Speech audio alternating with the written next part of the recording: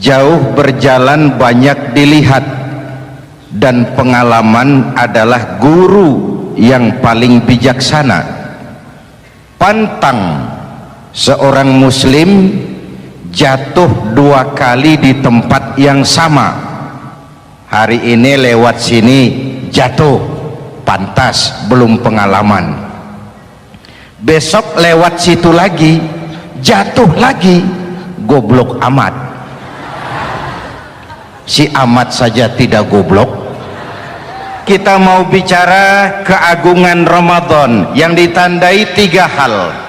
Pertama, Ramadan dipilih oleh Allah menjadi bulan tempat di mana pertama kali diturunkan Al-Quranul Karim, kitab suci kita, imam kita, pedoman utama dalam melaksanakan berbagai kegiatan hidup. Pertama, ia berisi akidah yang tujuannya menyelamatkan manusia dari ketergantungan kepada benda, menyelamatkan manusia dari kemusyrikan, baik syirik yang jali maupun syirik yang khafi. Syirik jali itu syirik terang-terangan, nyata-nyata menyembah berhala, nyata-nyata meyakini Tuhan lebih dari satu. Kalau gitu insya Allah kita aman. Tapi ada syirik khafi, syirik yang tersembunyi, menjadikan yang selain Allah sebagai tujuan akhir dari seluruh kegiatan hidup. Itu syirik khafi. Saya sejak pakai cincin ini rezeki lancar. Cincin. Saya sejak pakai gesper ini, jangan anak gadis, nenek-nenek ngelihat saya lemes. Gesper. Ini sejak ada perkutut di rumah ini, bisnis bagus. Perkutut. Kalau komputer lebih kita kagumi dari Allah, itulah berhala kita. Kalau pangkat lebih kita utamakan dari Allah, itulah berhala kita. Kalau ilmu lebih kita kagumi daripada Allah, itulah berhala kita. Quran membebaskan manusia dari ketergantungan kepada benda, membersihkan keyakinan, meluruskan tauhid dengan konsep akidah. Lalu sisi yang kedua, syariat untuk mengatur kehidupan sesama manusia. Selama ini kalau mendengar syariat, yang terbayang oleh kita kan yang serem-serem, dan memang diopinikan sedemikian rupa. Padahal watak syariat itu pertama, al-musawat bainan nas fi takalifil ahkam. Ini watak syariat Islam. Semua manusia sama dalam berhadapan dengan hukum Allah. Semua manusia sama. Bukankah ini yang kita perjuangkan dengan tuntutan keadilan? Supaya di republik ini jangan ada warga negara kelas 1. Supaya di republik ini jangan ada yang kebal hukum. Supaya di republik ini hukum jangan seperti pisau, tajam ke bawah tapi tumpul ke atas. Syariat mengajarkan al-musawat bainan nas fi takalifil ahkam. Semua manusia sama dalam berhadapan dengan hukum Allah. Ketika mengajarkan orang beramal, Rasulullah kepada putri kesayangan beliau sendiri berkata, "I'mali ya Fatimah, i'mali fa inni la ughni anki minallahi syai'a." Fatimah, beramal kau. Fatimah, sholat. Fatimah, puasa. Fatimah, haji. Kalau kau tidak beramal, aku ayahmu Rasulullah tidak akan sanggup membelamu di akhirat nanti. Inilah watak syariat. Tidak mentang-mentang anak kesayangan lalu ada jaminan, sudah Fat, kamu nggak sholat nggak apa-apa, nanti di akhirat ada papi. Tidak. Semua manusia sama dalam berhadapan dengan hukum. Andai kata Fatimah putri Muhammad mencuri, tidak usah orang lain, Muhammad sendiri yang akan memotong tangannya. Bukankah keadilan macam ini yang kita harapkan? Cuma sayang selama ini banyak kita mengenal Islam seperti orang buta kenal gajah. Ada 3 orang buta dilepas ke kebun binatang, disuruh kenal gajah. Saya yakin laporannya lain-lain. Orang buta pertama bilang, "Pak, gajah tipis lebar kayak kipas." Kenapa? Dia baru pegang telinganya. Orang buta kedua ngotot, "Goblok itu, Pak. Yang betul saya, gajah kecil panjang kayak ular." Kenapa? Yang dia pegang ekornya. Orang buta ketiga lebih marah, dua-duanya tolol, Pak. Yang betul itu saya, gajah tinggi besar seperti pohon kelapa. Karena yang dia pegang kakinya. Beginilah kita mengenal Islam, seperti orang buta kenal gajah. Frame of reference, kacamata pandangannya tidak total. Baru kenal kaki gajah sudah sok tahu gajah, baru kenal telinga gajah sudah sok kenal gajah. Kemana-mana pidato, "Saudara-saudara, gajah tipis lebar kayak kipas." Buat orang yang belum kenal gajah, dia menyesatkan. Buat orang yang sudah tahu gajah, senyum di kolom. "Oh, kau baru kenal kupingnya kok." Begitulah kadang-kadang kita baca Quran, ayatnya yang keras, kesannya Islam itu sangar, Islam itu sadis, Islam itu perang. Di sisi lain ada yang adem, sejuk, lalu lahir generasi feminim. Buat saya yang terpenting semua kita perlu. Rasul mengajarkan, "La takun ratban fatuksara wala yabisan fatuksara." Jangan lemah, nanti kau diinjak orang, tapi jangan keras, nanti kau dipatahkan orang. Hadirin yang saya hormati, lalu syariat juga punya at-tadrij fit tasri', tahapan dalam melaksanakan syariat. Oleh karena itu, Ramadan yang keagungannya ditandai dengan turunnya Al-Quran harus jadi momentum kembalinya kita kepada Al-Quran.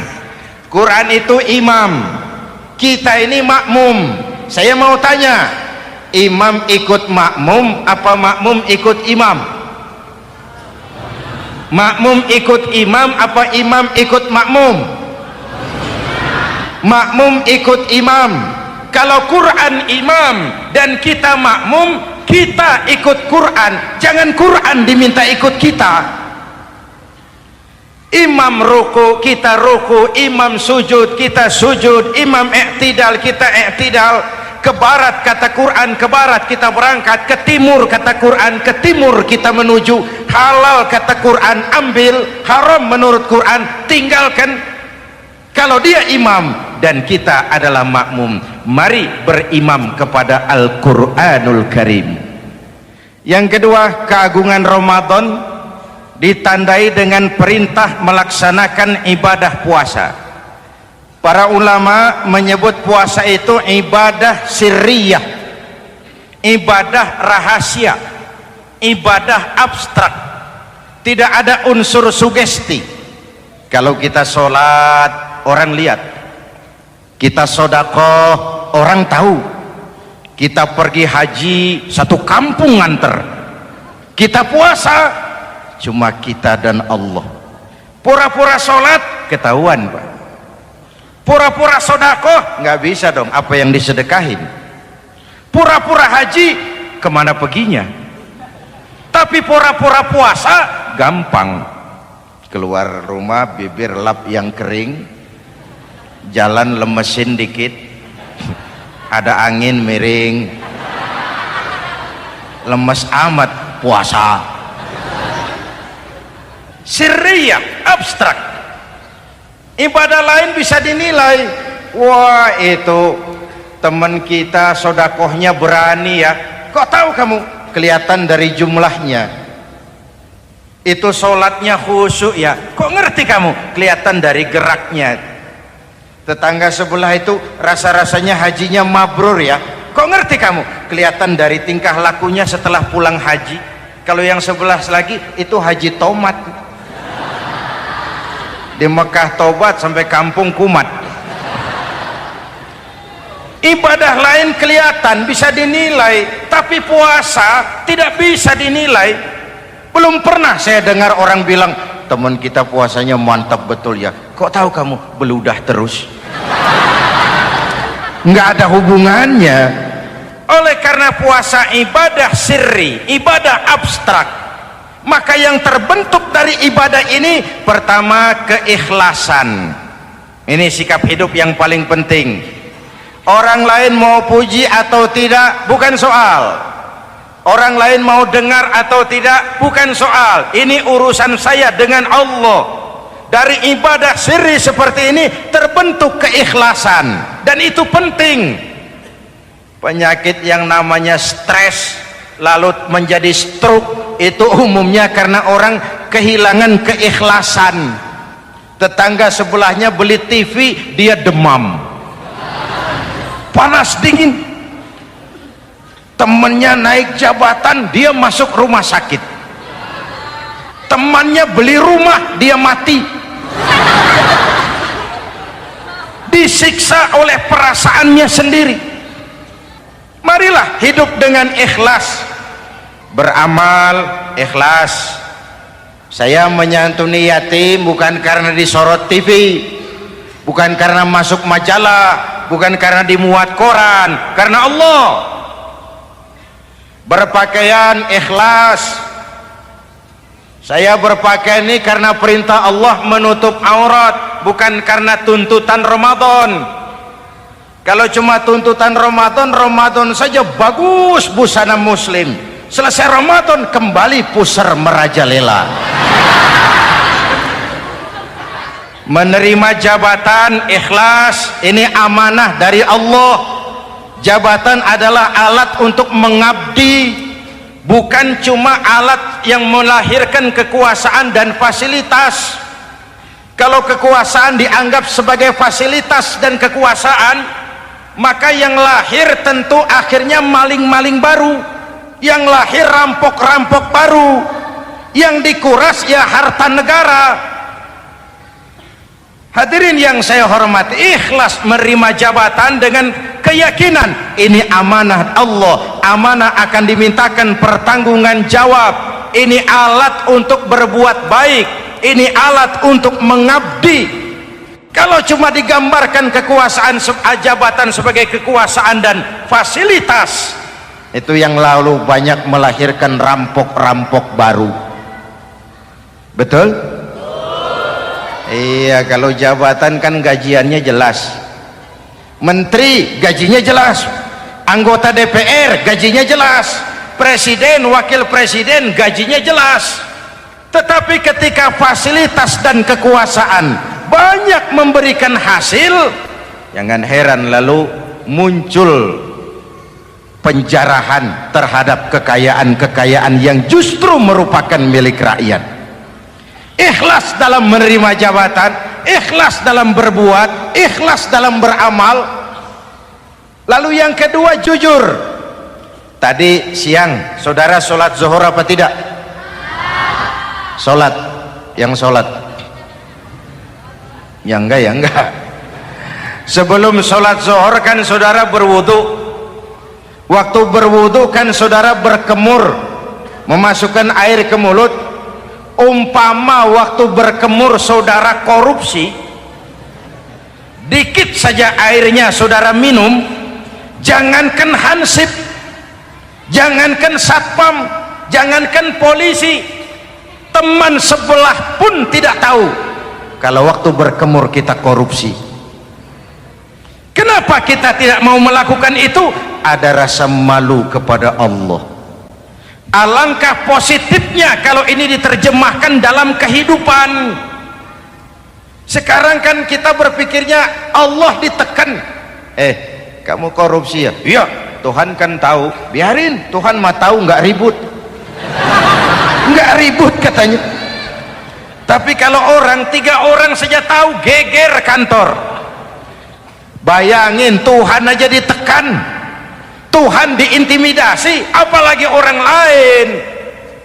Lahir etika otonom, daya kontrol yang paling ampuh yang muncul dari dalam jiwa kita sendiri. keikhlasan yang dibentuk oleh pelaksanaan ibadah puasa, kejujuran yang dibentuk oleh pelaksanaan ibadah puasa, lalu kesabaran.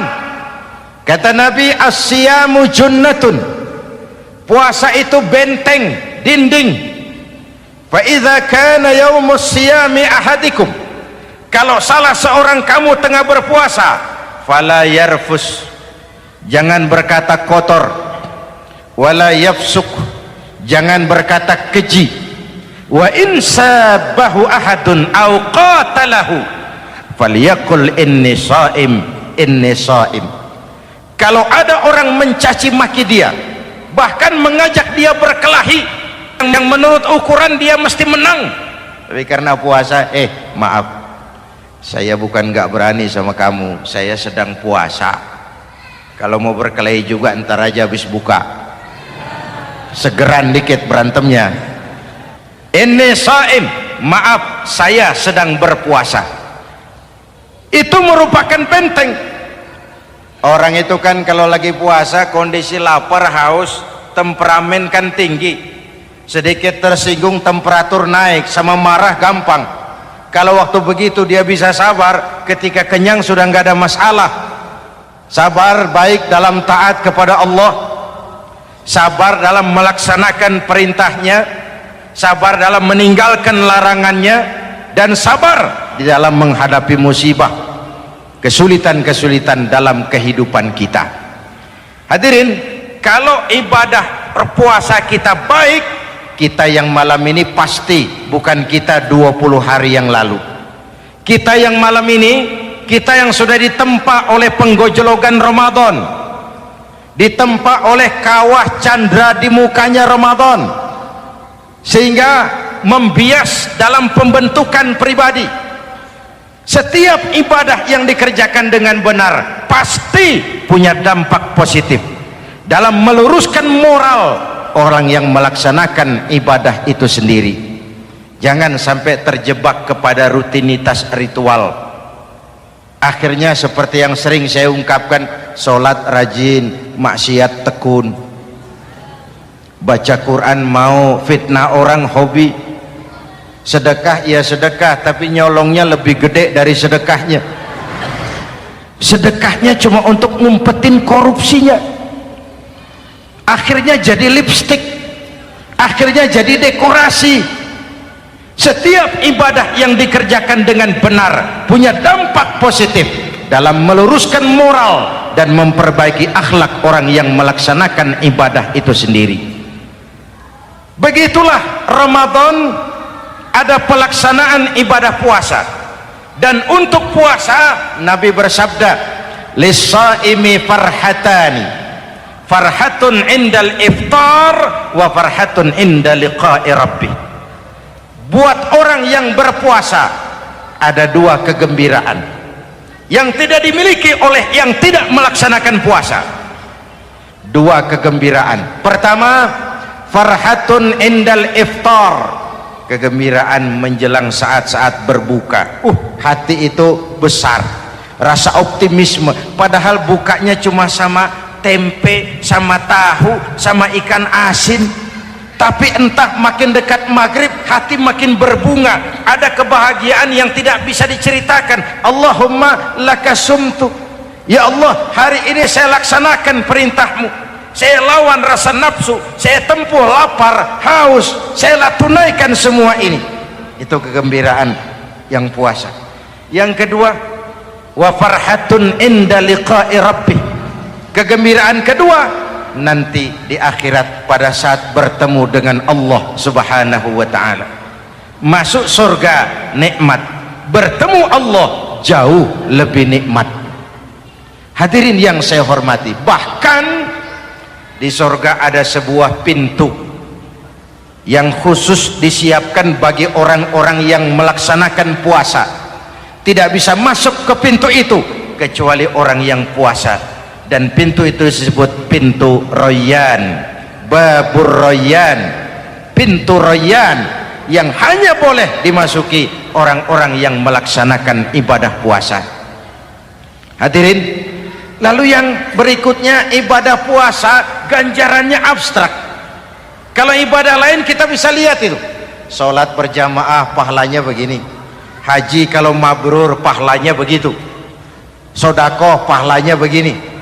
Puasa Allah cuma bilang as-siyamu li wa ana ajzibi, puasa untukku dan aku yang membalasnya.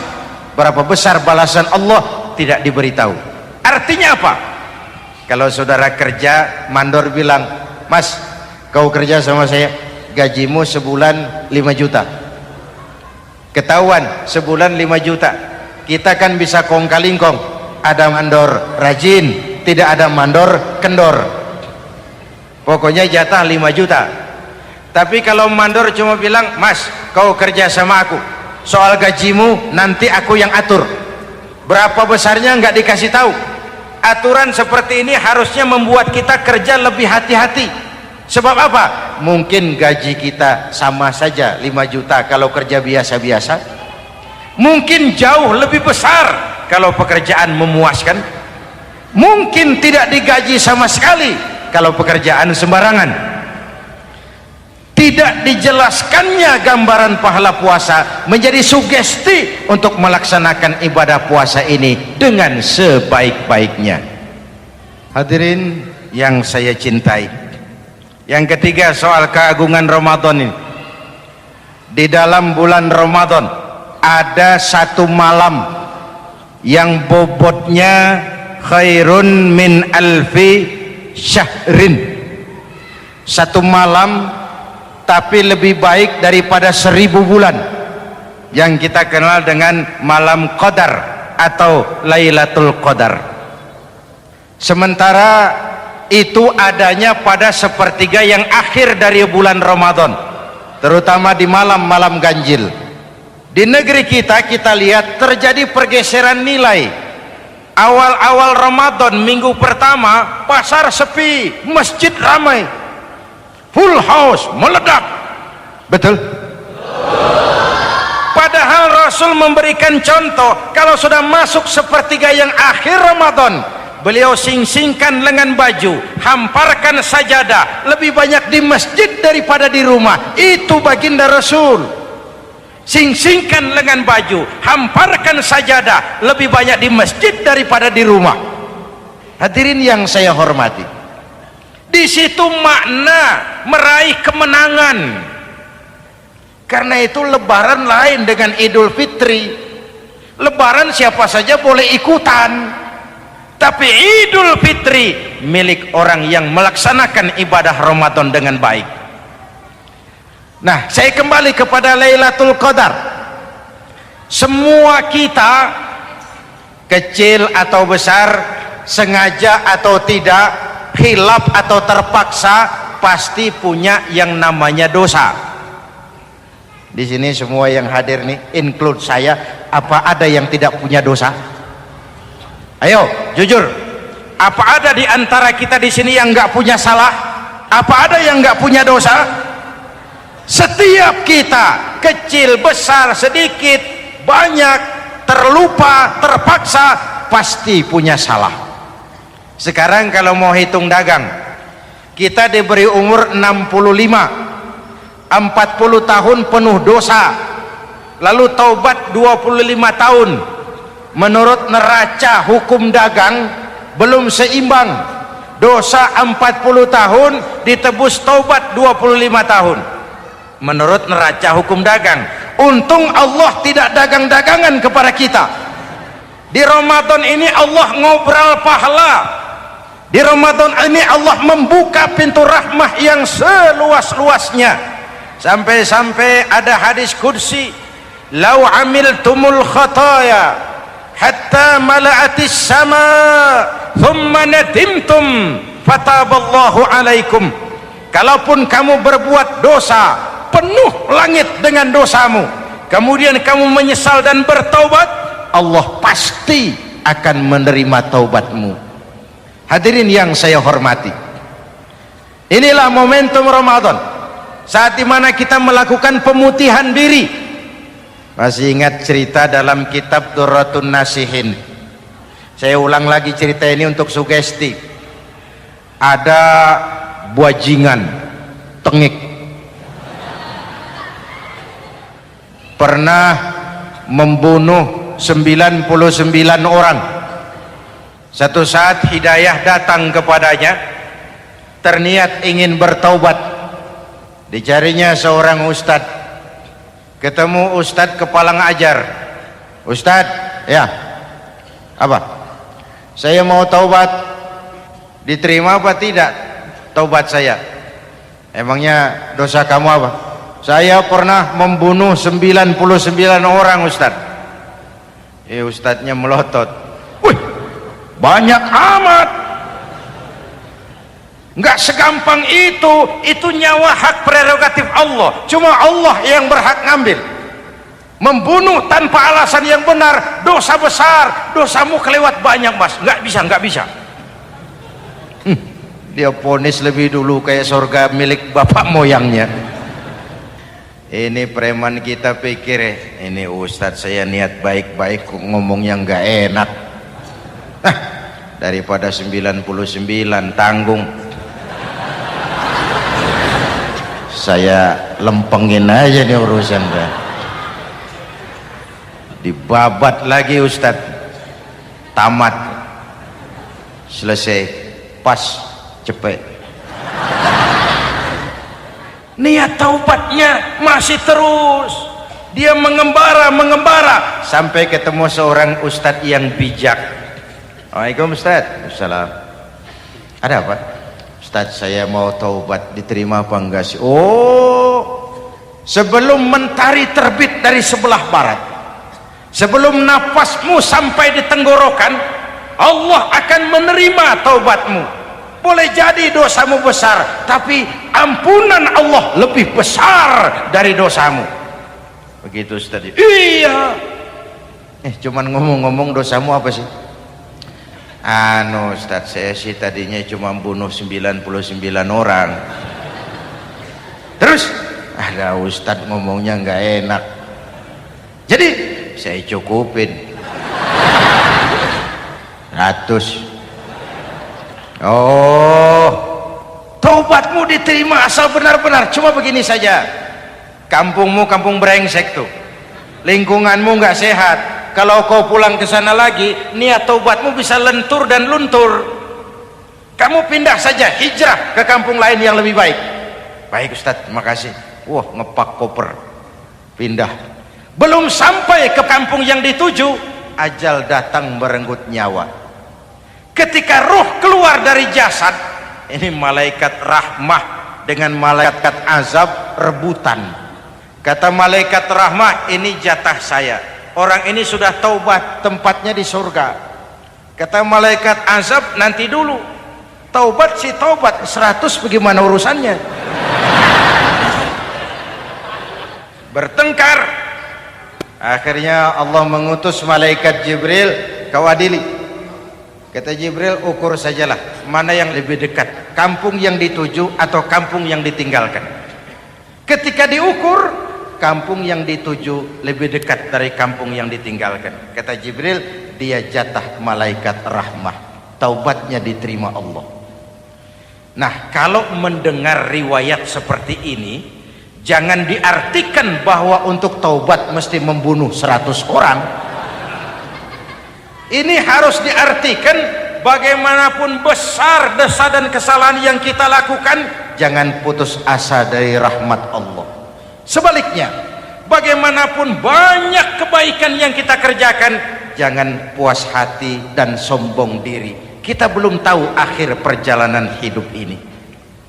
Kita hanya berbuat dan berbuat. Kepastian itu haknya Allah. Ada yang masuk neraka karena menyiksa kucing, ada yang masuk surga walaupun sudah membunuh 100 orang. Bahkan kalau nanti saudara di surga ketemu orang-orang soleh, saudara nggak usah kaget, itu memang tempatnya di surga. Saudara akan kaget nanti kalau di surga ketemu pelacur masuk surga. Penasaran, saudara samperin, Mbak Yu, ya Mas, sampean ada di sini, apa Allah nggak salah wesel ini? Iya mas, saya ini ada di surga sini. Padahal waktu di dunia dulu saya ini siapa mas tahu kan? Oh, mas juga langganan kan waktu itu.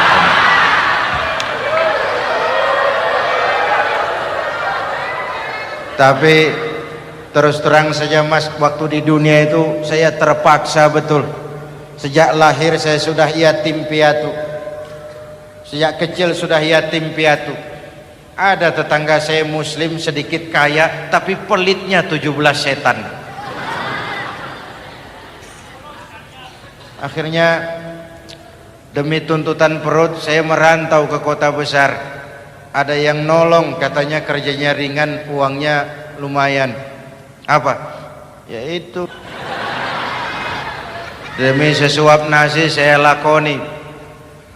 Satu malam saya lagi berangkat dagang, lewat masjid Baitul Ihsan, ada ceramah. Saya dengar dari jauh ustadznya pidato, katanya Allah berpesan, "Lau amiltumul khataya hatta mala'atis sama thumma nadimtum fataballahu alaikum." Kalaupun kamu berbuat dosa penuh langit dengan dosamu, lalu kau menyesal dan bertaubat, Allah pasti akan menerima taubatmu. Mendengar hadis itu mas, berlinang air mata saya. Terbayang dosa-dosa yang pernah saya lakukan. Terbayang orang-orang yang pernah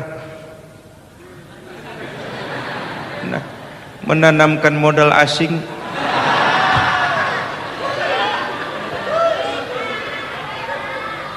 Dikala itu hidayah datang, saya niat taubat pulang kampung mas, mudik. Lagi ngepak koper mau mudik, tamu datang, saya bilang mulai malam ini saya berhenti dagang. Taubat saya sebenar-benarnya, taubat saya diterima Allah, walaupun mampir dulu, transit dulu di tempat lain. Akhirnya saya sampai juga ke sini. Inilah Ramadan. Orang baik bukan orang yang tidak pernah salah, karena tidak ada orang yang tidak pernah salah.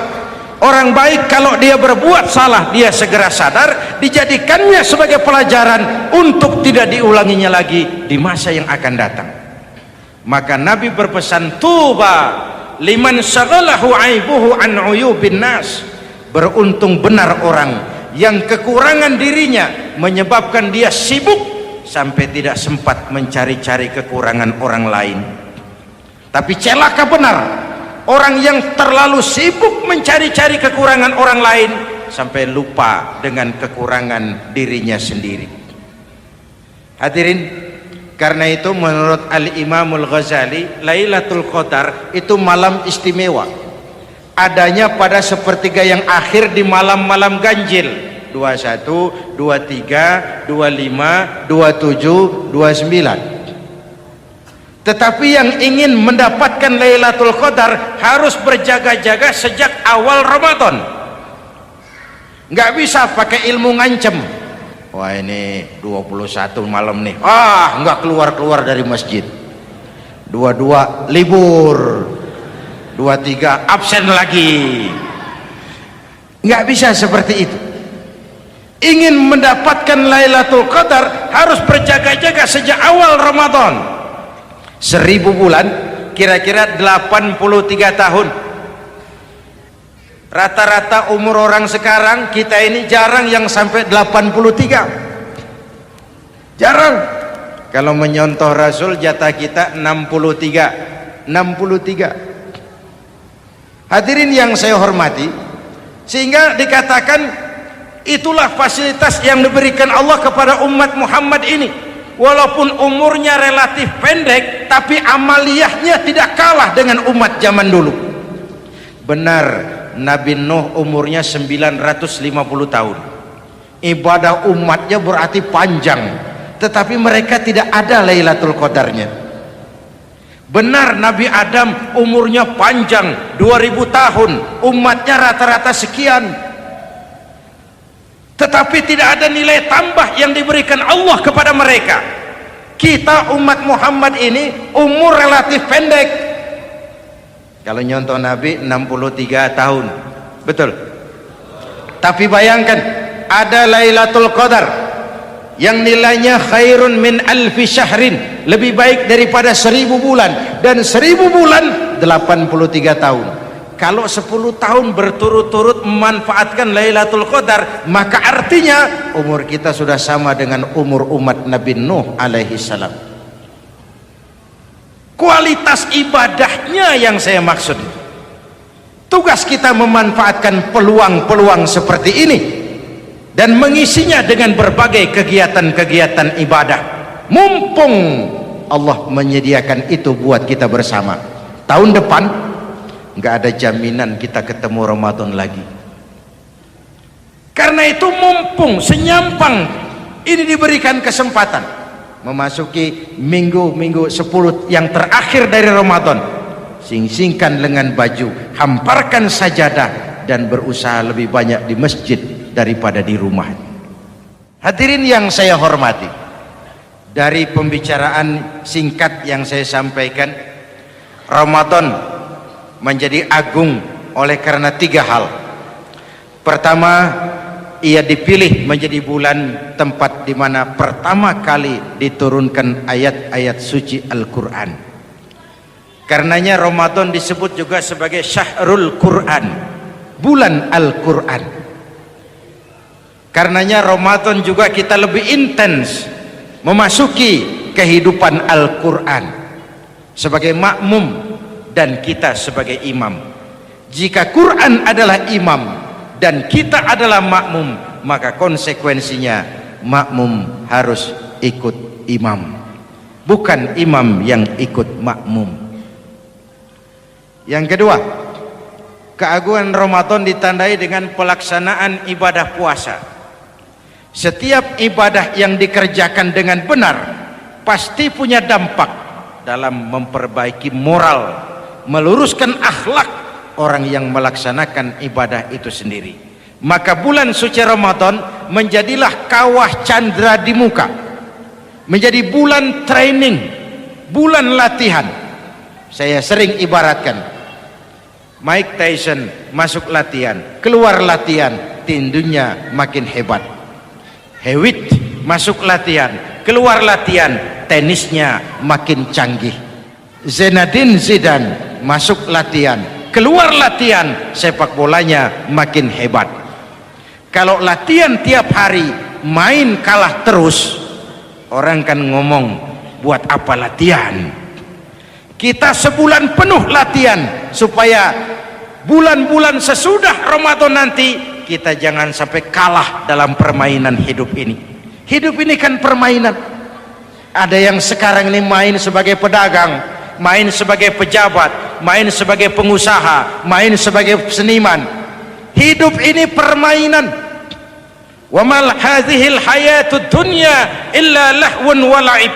Ini cuma permainan. Senarionya sudah ditetapkan oleh sang sutradara Allah Azza wa Jalla. Ini permainan saja. Maka bermainlah sesuai dengan aturan main, karena hidup memang permainan. Tapi jangan main-main. Walaupun ini permainan, bermainlah dengan benar, jangan main-main. Kalau main-main kalah. Sepak bola permainan, main-main kalah. Bulu tangkis permainan, main-main kalah. Hidup ini permainan, main dengan benar, main sesuai dengan aturan main, main-main kalah. Hadirin yang saya hormati, karena itu 1 bulan untuk menghadapi 11 bulan sesudahnya. Yang ketiga, ditandai keagungan Ramadan dengan ada nuzulul Quran. Diberikan Allah kepada siapa saja yang dikehendakinya. Semoga ibadah yang sudah kita kerjakan kiranya diterima Allah. Yang masih akan kita kerjakan, diberikan kita kekuatan zahir dan batin untuk dapat melaksanakannya dengan sebaik-baiknya. Ala hadhihi niyyah wa ila hadratin nabi. Al-Fatihah.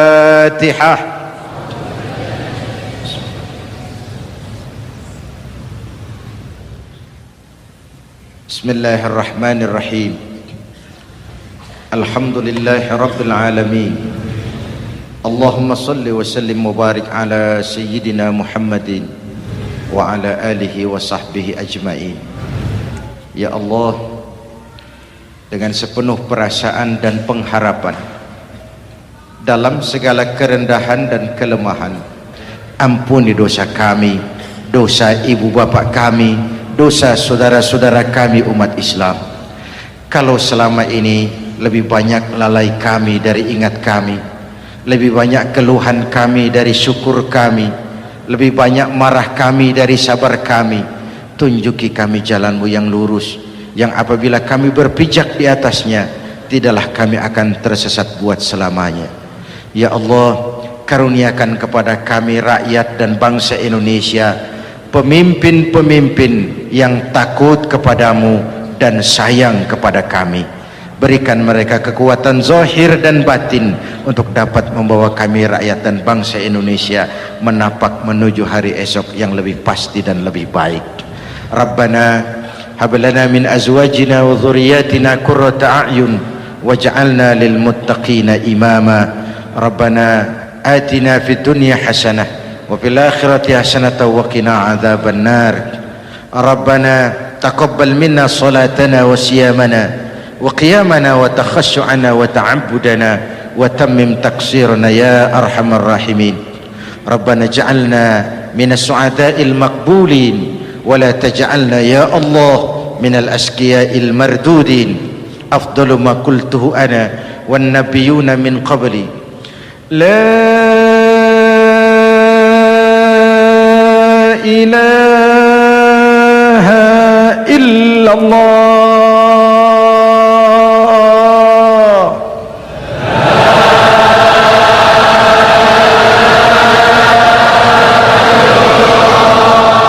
La ilaha illallah.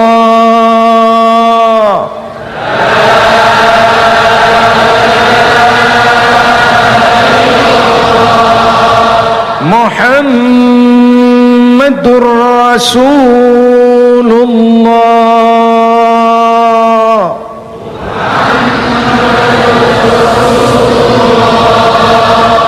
sallallahu alaihi wa alihi wasallam. Kalimatu haqqin 'alaiha nahya wa 'alaiha namut wa 'alaiha wa biha nub'atsu insyaallah minal aminin minal aminin minal aminin rahmatika ya arhamar rahimin.